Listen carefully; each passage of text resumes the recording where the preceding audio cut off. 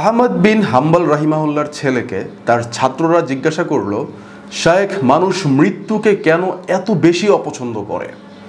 শায়েখ উত্তরে বললেন, মানুষের ফিতরাত হচ্ছে মানুষ গোছানো জিনিস ছেড়ে অগোছালো জিনিসের দিকে যেতে চায় না। যে জিনিসটা সে খুব সুন্দর করে গুছিয়ে নিয়েছে, সে জিনিসটা ছেড়ে সে অগোছানো কোনো জিনিসের দিকে কখনোই যেতে চায় না। তাই পৃথিবীতে যে ব্যক্তি তার দুনিয়াকে খুব সুন্দর করে গুছিয়েছে এবং আখিরাতকে গুছায়নি, সে মৃত্যুকে অপছন্দ করবে। কারণ মৃত্যুর পর সে যে আখিরাতে যাবে, সেই আখিরাতটা তার গোছানো না, সেখানে গেলে সে বিপদে পড়তে পারে।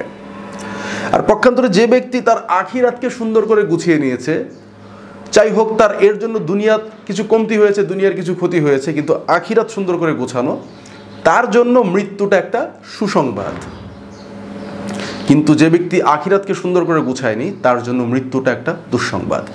তাই এই রমাদান মাসে চলুন আমরা আমাদের জীবনকে এমনভাবে তৈরি করি যেন আমাদের এই জীবনটা হয় রমাদান মাসের মতো এবং আমাদের মৃত্যুটা হয় ঈদের চাঁদের মতো।